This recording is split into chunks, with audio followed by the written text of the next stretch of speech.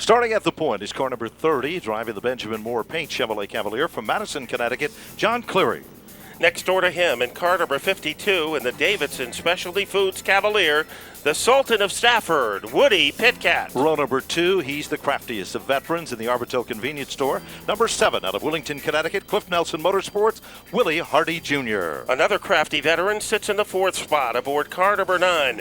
Reliable Welding and Speed, the sponsor for the Silver Fox, Brad Hightower. Canton Auto Supply brings us one of the all-time veterans with car number 96 from Canton, Connecticut, Kurt Brainerd. The 78 is by his side in the JG Pool and Drywall Grand Prix, the silent speedster, Keith Rocco. 4 rows back, the Davidson Specialty Foods car, TSI Harley-Davidson, number 3 from South Windsor, Connecticut, Jeff Malave. Starting 8th is Stafford's all-time winningest driver in car number 13, Ted Christopher Racing, the sponsor for the Black Knight, Ted Christopher. 5 rows back, position number 9 is car number 90, the Cookers Construction Company car from Somers, Connecticut, the talented Todd Owen. Next door to him in car number 81 in the AGS LLC Sunfire, car number 81 for Kerry Malone. ECI Cliff Nelson Motorsports brings us the Gold Crown, and car number 18 from Enfield, Connecticut, it's Jeff Burrell. The 2005 champion will start 12th in car number 22. Agor Motorsports, the backer for Lloyd Agor. Extra Mart Village Springs, Mansfield Paper brings us car 51 from Lebanon, Connecticut, Zach Sylvester. This driver desperately looking for sponsorship in car number 84. In the RF Parker Motorsports car, it's 3-time champion Bo Gunning. Casa Grande Builders brings us the 47 from Stafford Springs, Connecticut for Scott Bennett. Starting 16th in the field, a rookie driver in car number 45, Fran Sienna. Last week's feature event winner, the Earth Technologies mighty Dodge Ram powered car. From Cheshire, Connecticut, it's Frank Rocco. A rookie driver aboard car number 2 in the Bosch Spark Plugs Cavalier. Here is Rich Pillai Jr. Hilliger Racing brings us car number 23 from New Milford, Connecticut for Jesse Hilliger. Another rookie occupying car number 6. Fournier Motorsports and Gaston Racing bring us Wade Madison. 21st starting spot, car number 07 for Kenny Berry in the Northeast Grounds Management Chevrolet Cavalier. Then the 15 car from Talon, Connecticut, Extra Mart, Village Springs, and Mansfield Paper present Jeff Johnson. Jimmy Larson, car number 44, the 76 of Shelley Perry, and the 54 of the Bulldog for Eric Burnt picks up at the rear of the field. And Burnt well off the pace as we get it underway. On the outside, here comes a dazzling move by Willie Pitkat. He pulls into the number 1 spot. Oh, trouble now. Todd Owen gets crossed up in the middle of the field. Zach Sylvester loses several spots, but look out, here comes Keith Rocco. Driving the red number 78. He'll pull to the inside of Todd Owen. It is Rocco to move into second. Back in the dogfight is a Silver Fox, Matt, and here comes Willie Hardie and TC Ted Christopher. Here comes Hardie, had an opening. Lloyd Agor, he faded in the beginning, and he is on pit road right now. Trouble for the 22 car. Heartbreaking situation there. It's been a roller coaster season so far, but at the point, it is car number 52, the car that goes and glows. The TSI Harley-Davidson machine pulls away at the front, but Keith Rocco is reeling him in. Dogfight battle for the lead. Here comes the red-hot Jean-Guy Pool and Drywell car. Hunting him down, big steam. He just reels him in like, well, there was nothing there between him before, but now it is Pitkat that comes off the turn like a rocket. Meanwhile, it is Brad Hightower still in 3rd, Hardie still in 4th, and Christopher waiting in the wings in position number 5. Great intensity in that battle for 3rd and 4th. Hardie has done everything except pogo stick over that number 9 car, but Brad Hightower is able to protect his real estate. Down the back straightaway, Keith Rocco moves to the bottom of the racetrack, and Willie Pitkat cannot believe his eyes as it is Keith Rocco who puts the French connection to the front of the field, and it is Rocco who takes over the lead. Leader number 2 in 5 circuits. What a nice dive bomb move by Keith Rocco. Very smooth. The best battle on the track could be between 4th and 5th. And 2 old competitors going at it, Willie Hardie and Ted Christopher. They sure are, and that's just the beginning. Look a little further back, and you'll see Kerry Malone along with Jeff Malave and Todd Owen also doing the same. down the back straightaway. Leader still remains Keith Rocco. Woody Pitkat has to settle for second, and he doesn't like that at all. He wants the lead back, Matt, but it's not that easy off turn 4. Brad Hietala having a fine run, hanging on to third for the first 7 laps. In his hip pocket is Willie Hardie in the 7 car. Christopher also in the neighborhood, and a guy doing a great job holding on to 6th place, Kurt Brainerd.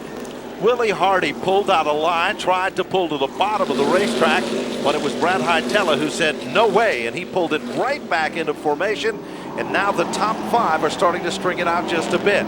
But Keith Rocco is a man with a mission. Think back on Sizzler weekend. He hit at a ton. They had to rebuild the race car. Came back last week, did not have the success he wanted, but tonight he really looked strong at the point. 9 laps and counting. Keith Rocco really isn't that talkative a driver, but he had a lot to say tonight. Maybe he knew he had a good piece of equipment to work with. He started to open up some daylight between himself and Pitkat. Last circuit by Keith Rocco, 19.274. Woody Pitkat, 19.317.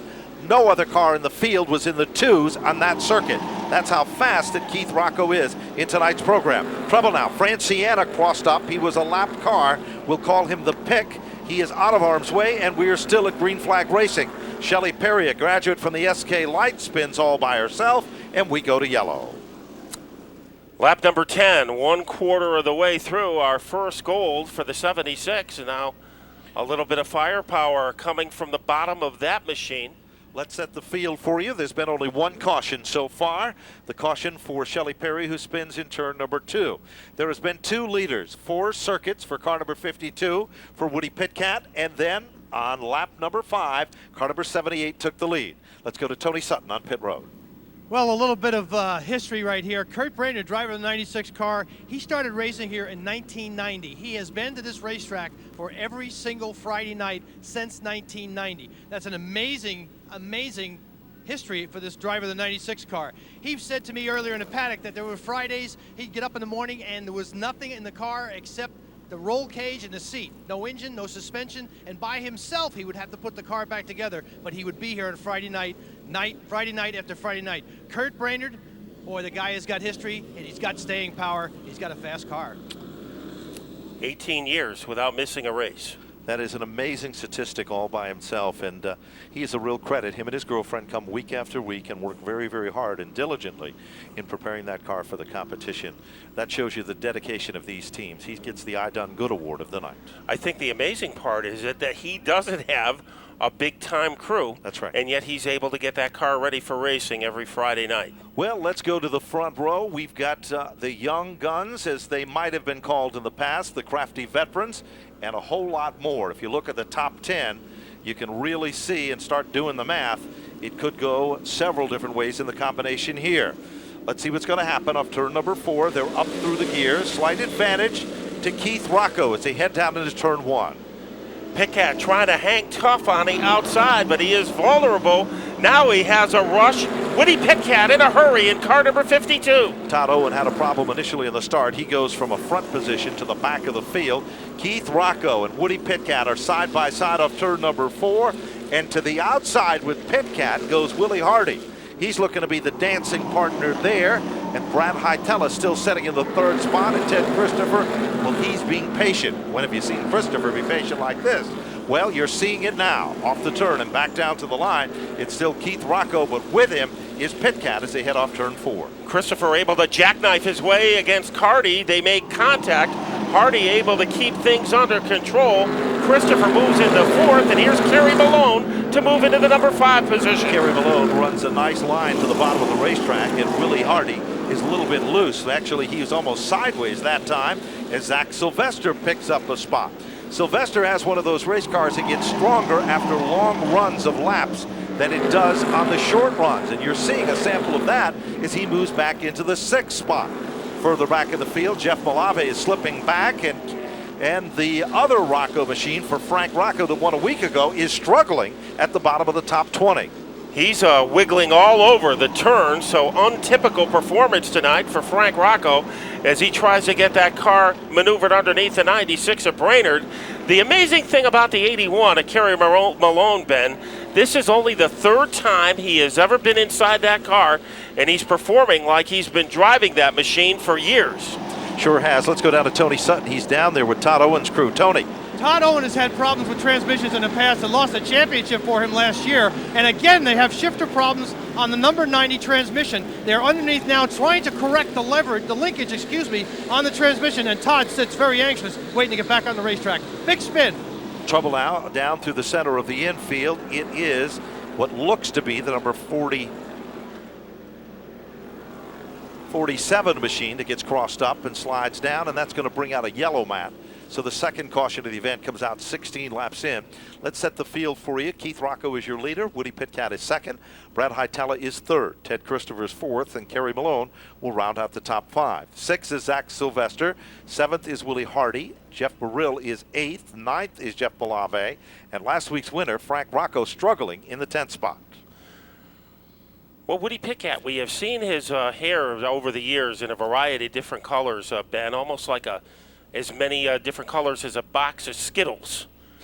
Tonight, I think he came to the track mad, and he has the shaved head look. And so far, he is fighting for the lead with Keith Rocco as they go 1 and 2. Willie Hardie is on pit road, so that's a big-time development there, because Hardie had a car in the top 10. He was 8th before he made that pit stop. You know, his car was getting really, really loose. You saw him. He is a great driver of a loose race car, and he just was sideways a couple of times, gathered it back in. Kurt Brainerd, the story that Tony Sutton told just a few laps ago, is down on pit road, and just 2 people on that crew, as Matt pointed out. There's not a big number of supporters that are part of that program, so hats off to that group as well. Well, they're paired off in rows of 2 as they head beneath the TechNet Professional Auto Service billboard and down the back straightaway. It is Keith Rocco who's been so strong here tonight, second-generation driver, son of course, one of the most colorful race drivers we ever seen. He was a great racer both on and off the racetrack, and of course the pride of Plainville, Connecticut. And Ronnie Rocco said he's not fully retired yet. He may be making a comeback before the 2000 season is over. I don't know if that's just a fable or fact. We'll find out. Off turn number 4, they come back to the line, and Rocco with a slight advantage here. Christopher is following Woody Pitkat in the outside lane. The Silver Fox, Brad Hietala in the 3rd spot. Kerry Malone looking good, and here comes Sylvester off the turn. They come back to the line, and the leader is still Rocco. Brad Hietala vulnerable for the number 3 spot. Here comes Christopher doing it the difficult way, taking the seat of trouble. Malone in trouble. Starting a big scramble outside of turn 2. It is a huge scramble, and Zach Sylvester was in the middle of it. It looks like Frank Rocco is involved, a victim of circumstances. The 3 of Malave pulls away. Jeff Burrill is able to pull away. Bo Gunning is able to pull away. And even Frank Rocco, last week's winner, is able to drive away, but it looks like right front suspension damage, the story there. So the 3rd caution of the event comes out on the 17th circuit of 40. A mix-up occurred with Zach Sylvester involved at the start of it in turn number 2. A chain reaction, everybody scrambled for position here, but somehow the majority of the cars got away, Matt, and that's quite amazing because it looked like a more serious situation. No. Cars that were involved include the 91 that sets down on pit road for Frank Rocco, last week's feature event winner. The 18 of Jeff Burrill, also down on pit road. The 84 of Bo Gunning, the 51 of Zach Sylvester, the 2 car of Richie Pillai Jr., the 3 car of Jeff Malave, and the 07 car of Kenny Berry. Let's go back to Tony Sutton. Well, Jeff Burrill, he's got a cut-down tire. The wheel is all banged up in the contact. There's also tire marks all the way up on the on the left rear side of the car where he's had contact with another wheel. The crew working to get the tire on, and it does not want to fit very well, and they have to manually, because they did not glue on the nuts like they do in some of the touring divisions. These nuts have to be put on individually, and the wrench goes on as Jeff Burrill sits anxiously in the seat waiting for them to get the tire on. The rest of the car is now being checked over to see if there's any leaks as the last of the lug nuts are being tightened up. The officials look underneath the car one more time with the flashlight to see if there's any damage underneath the bonnet in the hood area of the engine. And right now it looks It looks as though they're checking out the steering system on Burrell's car as he's moving the wheel back and forth. They're not satisfied that there wasn't any damage up front, and we'll send it back upstairs.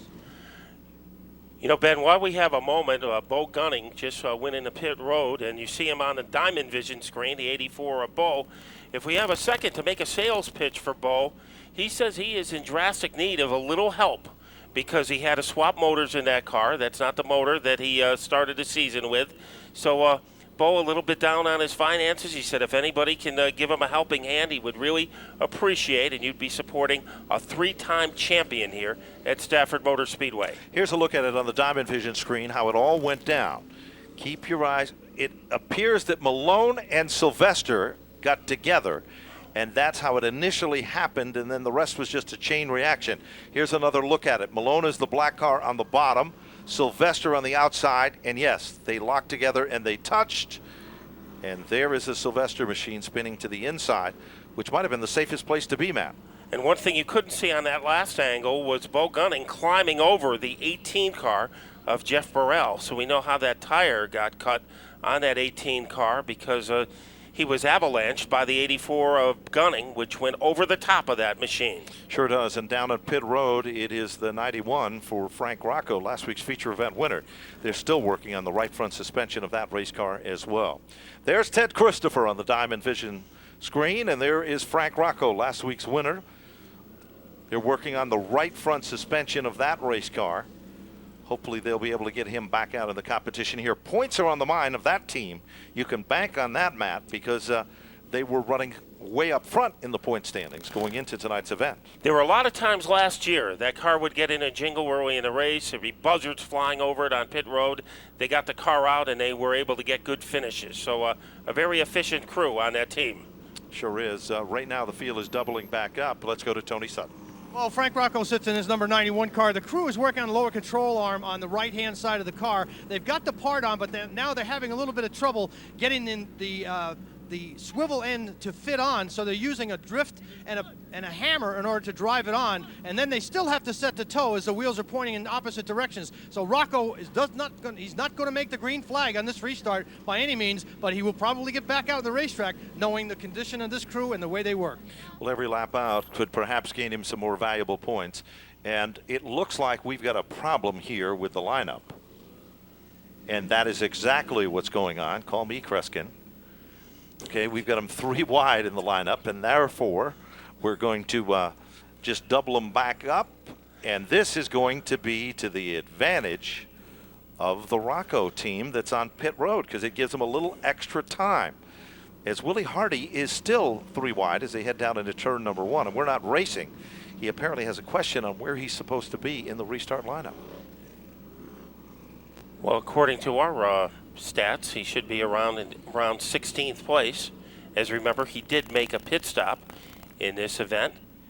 Keith Rocco trying for his first win in that red car, repainted machine, as Jean-Guy Poulin is expected to retire at the end of this year. And Ben, as you have pointed out, we have heard that before.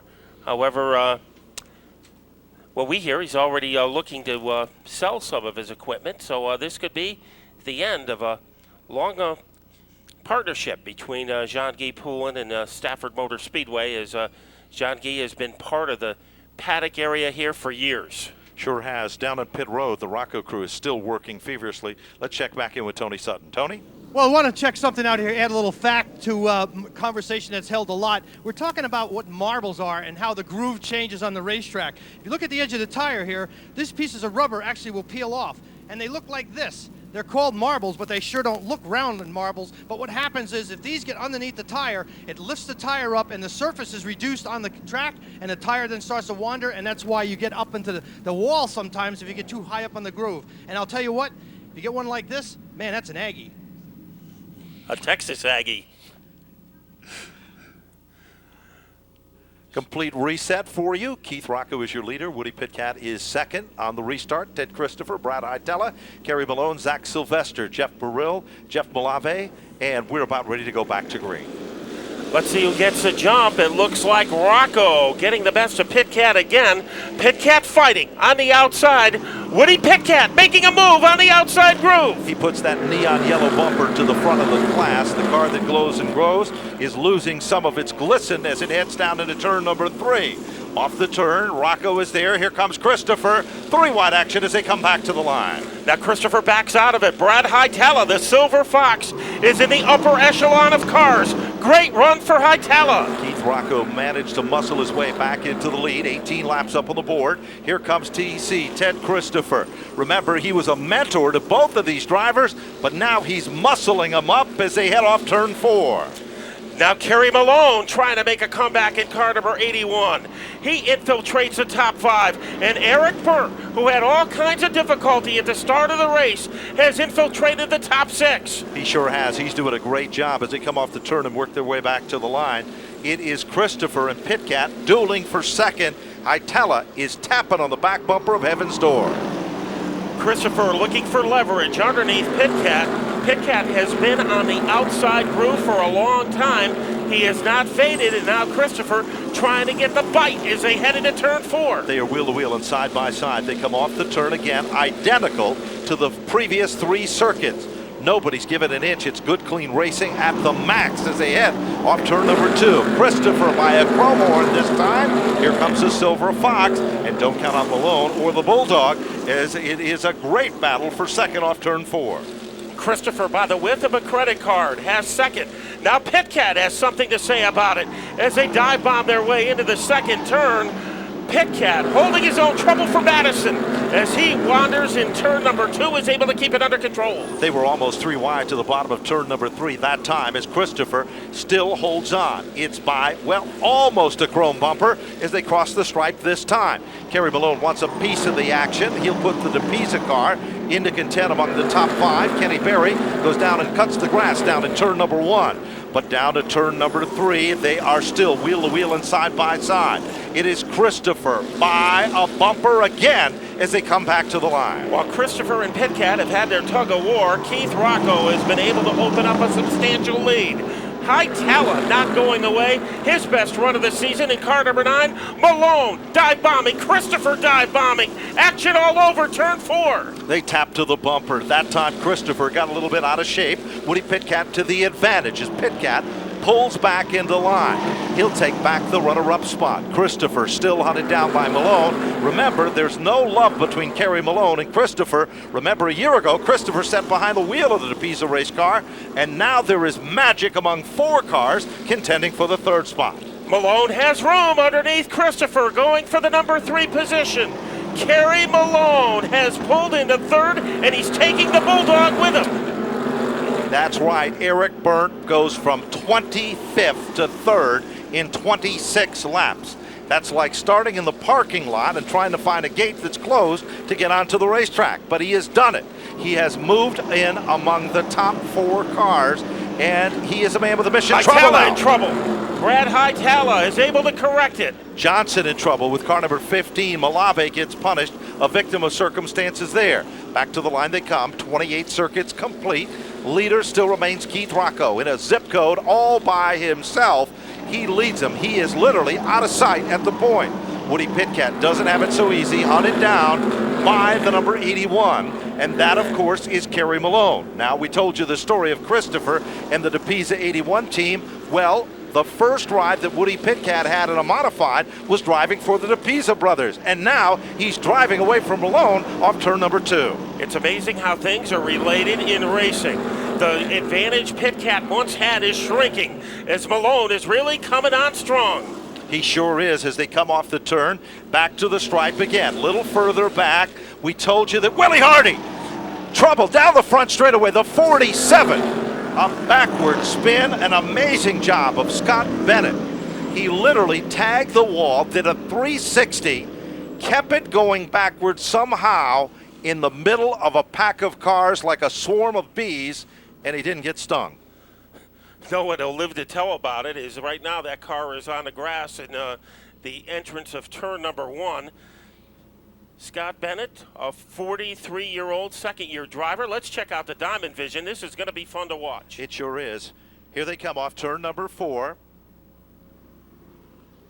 And it looked as if, let's hope we get another shot of it, that there might have been some contact made. They were in a group of cars as a pack. Again, the left rear tire on the 47 was down, but amazingly enough, this young driver did a great job of keeping the car moving backwards and maintaining the same line. Matt, take a look at it here. Okay, we look at the 47 as it maybe the back end just got away from him as he hit the wall. It could be a situation where the left rear tire did go down on the race car. What came first, the chicken or the egg? And they'll be talking of that for weeks to come. But it did almost appear that that might have been the case. But he ran into the wall very hard, bringing out the yellow with 10 laps to go. And that means another double file battle between two of the younger competitors in the SK Modified division, Keith Rocco and Woody Pitkat. All of a sudden, car number 13, Teddy Christopher's car, is setting on pit road. Let's go to Tony Sutton. Well, we're talking Keith Rocco's crew chief, and no conversation with your driver at all? Well, we had a little conversation. He's pretty quiet.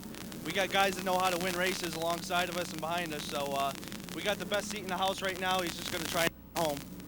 Well, I can tell you what, Keith is quiet, but he's focused. Another bit of information, Eric Burton, the 54, started the back of the pack. The reason why, he cracked a head during practice, and they had to replace it on the car, number 54. That's why he started the back and charged all the way to the front, back upstairs. That young man has a ton of talent, and he comes from a family who knows how to keep working to make some magic of their own. They're salvage people, and you know what that means, Matt? They never give up. They're always going to produce at all costs. Well, he went from having a cracked head to going to the head of the class tonight in 30 laps. He has become a contender in fourth. He'll be starting on the outside of the second row. Well, the story in this one for 4 circuits was Woody Pitkat taking the lead on lap number 5 to lap number 30. It's been Keith Rocco, pretty much the dominant car at the point of the field. His brother said they're ready to win tonight. They're long overdue, and they are the quickest car on the racetrack. There's no question about that here tonight.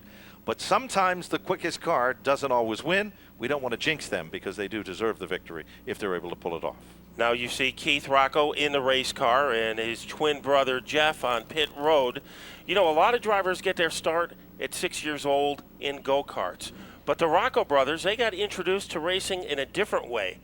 Their father, Ronnie, we talked about him earlier. One day he came to Thompson with a newspaper clipping in 1992 from the Meriden Record, and it had the picture of the 2 6-year-old twins dragging tires to help their father work on a race car.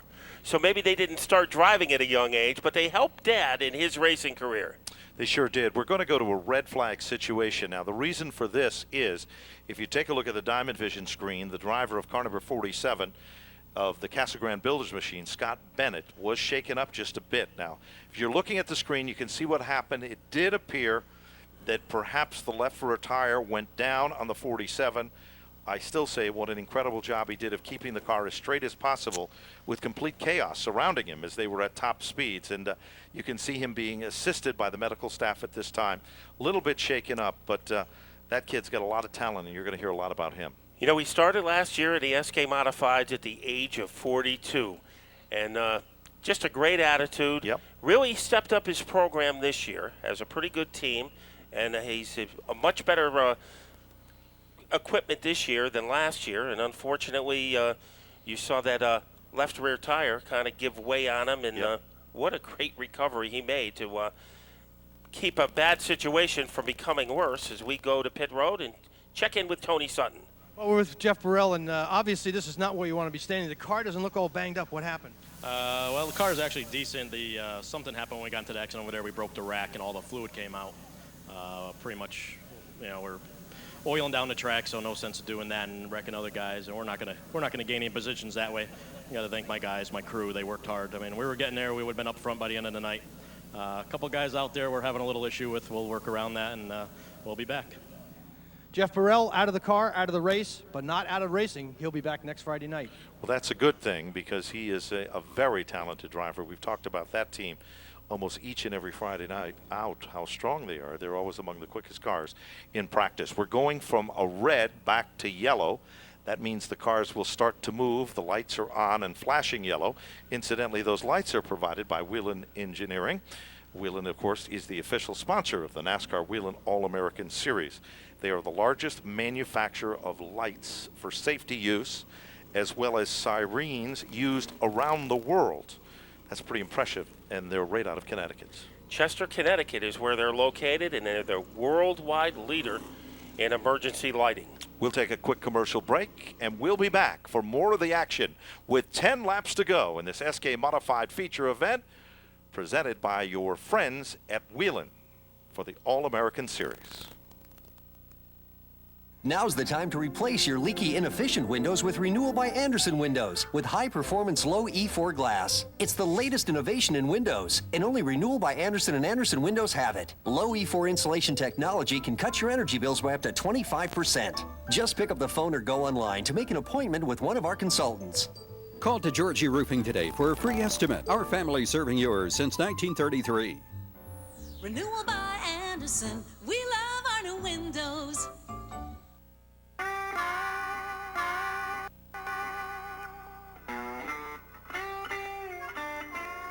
After you clean the bike, clean the rocks. Super clean. Not just clean, super clean. Race fans, the number 2 SK Modified team is once again hosting the Bosch Fan Experience Contest. Just like last year, race fans can purchase a raffle ticket for $5 at the Speedway Collectibles booth located behind Turn 4 for a chance to become the Bosch Fan Experience winner and then serve as the honorary car owner of the number 2 SK Modified for an evening. All raffle proceeds will be donated to the Victory Junction Gang Camp in conjunction with the Tom Baldwin Memorial Open and Stafford Speedway. Lights are off on the pace car.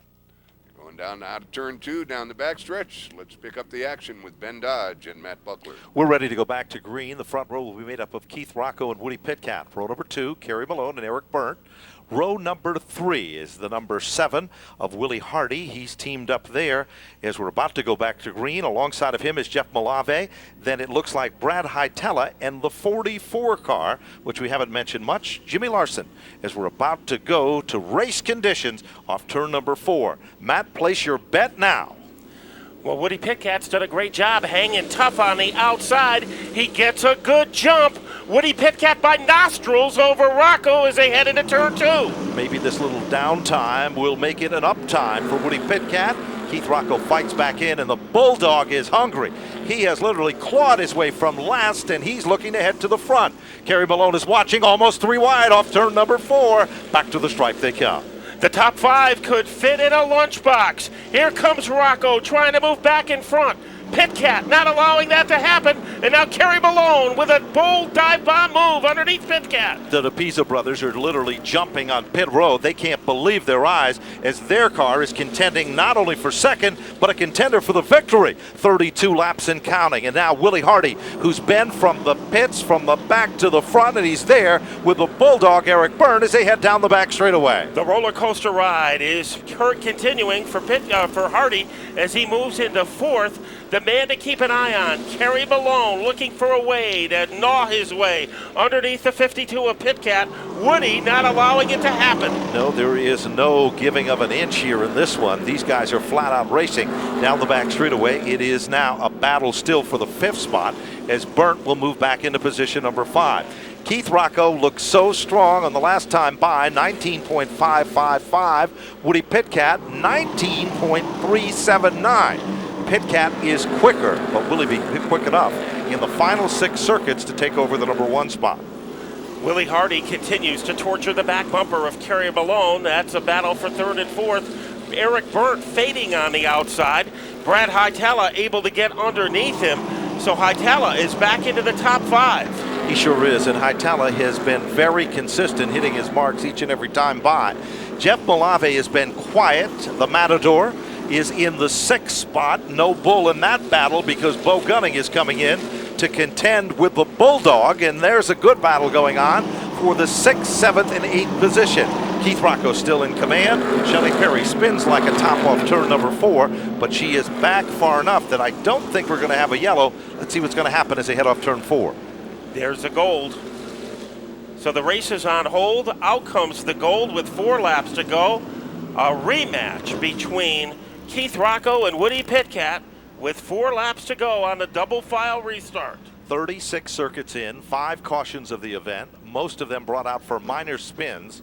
And again, the story has been only 2 leaders, and those 2 leaders are the laps of leadership are shared by the 2 men in row number 1. That, of course, the 78 of Keith Rocco and the 52 of Woody Pitkat. Final 4 coming up. Let's check in with Tony Sutton, see if he has anything else to share with us on pit road. Tony? Well, I can tell you the conversation with the crew chiefs that I've spoken to is everybody has the capability of winning. All these cars are very, very evenly matched. I think it's going to be a case of who gets the jump and who can hold the fast line through. But as we talked about earlier, there are 2 grooves on this racetrack, and you can actually get a pretty good drive on the top groove if you can maintain your speed going into the corner. Okay, Matt, I'm going to put you on the spot. What do you think is going to happen here? Well, on every restart, it looks like Pitkat gets stronger and stronger and is able to stay up at the front a little more and more. I think maybe this time he will be able to clear the 78 car. Yeah, row number 2 is 2 of the all-time great veteran drivers in this division, Kerry Malone and, of course, Willie Hardie. Row number 3, the craftiest of seasoned veterans, a Silver Fox, and Jeff Malave, the Matador, ready for action down the back straightaway. Spotters with their hands on the buttons, looking for that one movement that'll give them the start for the final 4 underneath the wheel in NASCAR All-American Series sign, the CarQuest Motorsports sign. Off turn number 4, Keith Rocco, Woody Pitkat. Picture perfect start, Matt, down into turn 1. Pitkat has some giddy up on the outside, but not as much as Keith Rocco has. Rocco has survived the battle with Pitkat and is moved back out in front. Willie Hardie right there becomes factor number 3 in a 4-car bid for the lead. Off turn number 4, here comes Hardie. He is down low and he'll take over second. The Cliff Nelson Arbitel Convenience Store, number 7, runs on rails at the bottom of the racetrack. Pitkat bounces back to 3rd. Then it is still Kerry Malone down into turn number 3. Rocco's got it free this time as he heads off turn 4. Popsicle sticks are up, 2 to go. Malave picking up a spot against Brad Hightower. 2 laps stand between Keith Rocco and a victory. Here comes the 7 of Willie Hardie. He's got the Stafford know-how as he narrows the gap between himself and the 78 car. Well, the hottest car in the pits tonight was the color red and the Rocco machine. White flag is out, 1 lap to go. Time running out for Willie Hardie. Looking down low, closing the distance between himself and Rocco. They blister their way down the backstretch. Hardie is still within striking distance. Keith Rocco looks like he has been the man to watch throughout the event, but he's not watching now as they head off turn number 4. Rocco has done it. Hardie in for 2nd, Pitkat to finish in 3rd, Kerry Malone to finish in the 4th spot, and Jeff Malave to round out the top 5. Best finish of the year for Brad Hightower to take 6. Eric Byrne comes from 25th to finish 7th, followed by Bo Gunning in 8th, Kurt Brainerd in 9th, and Ted Christopher will round out our top 10. Can't break the camel on his back or the jinx or the monkey. Zach Sylvester to finish in the 11th spot. Richie Pillai, good run to finish in 12th over Jeff Johnson in 13th. James Larson for 14th, and John Cleary to finish in 15th. Wayne Madison with a 16th place finish, followed by Shelley Perry. Franciana 18th, Lloyd Agor. He has a 1st, a 23rd, and now a 19th to start the season, and Scott Bennett is in 20th. Frank Rocco, last week's winner, a disappointing 21st. Jesse Hilliger to finish 22nd over Kenny Berry, Jeff Burrell, and Todd Owen. Another problem there.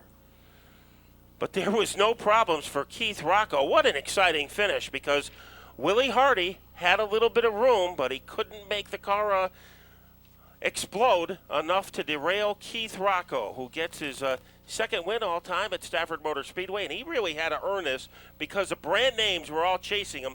Guys like Christopher, Pitkat, Malone, and he held every one of them off. He sure did, and I don't think a lot of people realize that this young man is a great little fabricator.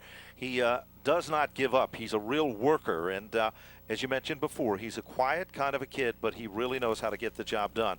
There's his brother to congratulate him on an impressive run. Jean-Guy Poulin and the rest of the gang deserve this victory. They're a very hard-working group, a very nice group of people, and tonight it's their night. They changed the color from white to red.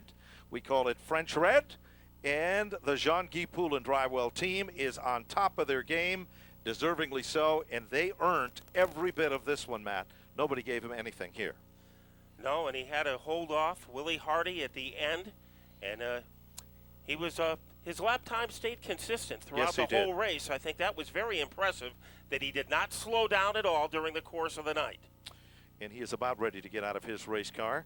Let's go down to Tony Sutton, who's there with a very happy young man, Keith Rocco. Tony? Well, Keith getting all the safety gear off, got a little bit of water, has the victory medal around his neck and the traditional hat to wear. He's already been congratulated by Woody Pitkat and half of his crew.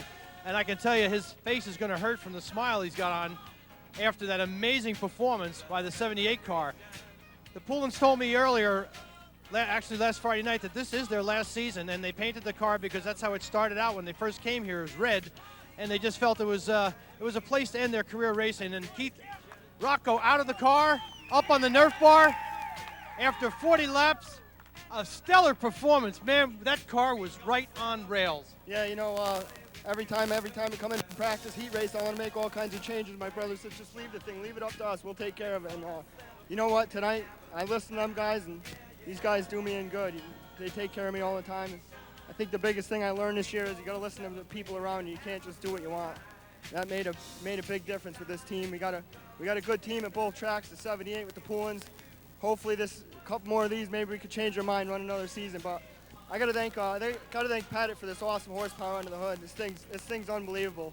It's got so much steam and great piece. Stebbins auto body, textured sealant tile, Poulin Racing, JG Poulin drywall, Marcel Poulin and Sons, chassis dynamics. I think we got everybody. I got to thank this whole crew, my brother, my Aunt Sandra, Phil Sr., Jr., Bruce, everybody. I'm sure I'm forgetting a lot of people, but even the guys from Thompson, the 6 car, they all come and help me out. Shane, the coach, we call him the coach, we got to thank him. He keeps me in line. My parents, my dad, everybody. Most of all, I got to thank Gene and Bridget. Well, Keith, I'll tell you what, it must have been a little nerve-wracking when the yellow flags came out, but the car seemed to get stronger as the race went on rather than fade at all. Yeah, you know, we were good right off the bat, but the longer we ran, the stronger this thing got, and this motor don't stop pulling. It pulls every lap, strong as can be. Well, Keith Rocco, congratulations on victory here for the 78. A tremendous performance, a great show to watch. I know you guys got a lot of celebrating to do. Yeah, we're going to celebrate for sure. All right, and Tony will make his way down to our second place finisher. That'd be Willie Hardie. Right now, we can let you know that the SK Modified contingency partners include our friends at CarQuest Auto Parts, Valvoline, Davidson Specialty Foods, Super Clean, and New England Racing Fuel, Sunoco brand. Back down to CarQuest Victory Lane now with Tony Sutton. Tony? Well, that was a good drive, man. You did everything except drive over the top of him. He had a strong car, but you were right there with him. Yeah, he had a pretty good car. I got to see him the last couple laps to see what his car was doing. Would have been a good fight if we had a few more laps, but he did a good job. Congratulations to him on his win. Well, I'll tell you what, congratulations on you for fading back as far as you did and being able to come back up through the field. Well, that's just proof. You got to believe in your crew, and I got one hell of a crew led by Wendell Kilcollins.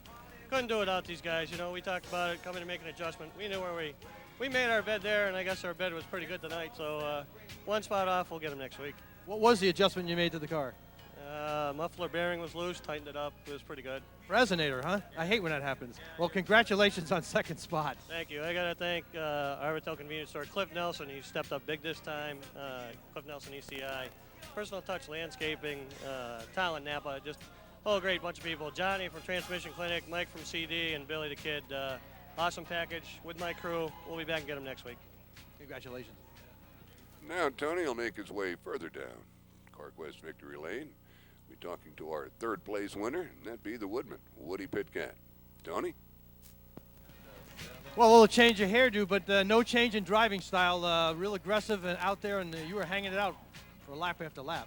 Yeah, you had to do what you had to do on the outside. I didn't want to have to. We just missed the setup a little bit. We were a little tight, but I want to congratulate Keith on his victory. That was good. He did a good job. I know we had little problems when we started at Thompson, but he's a good kid, and I know we can race side by side and not have any problems. So I just want to congratulate him. And you know, I just tried to fight on the outside the best I could.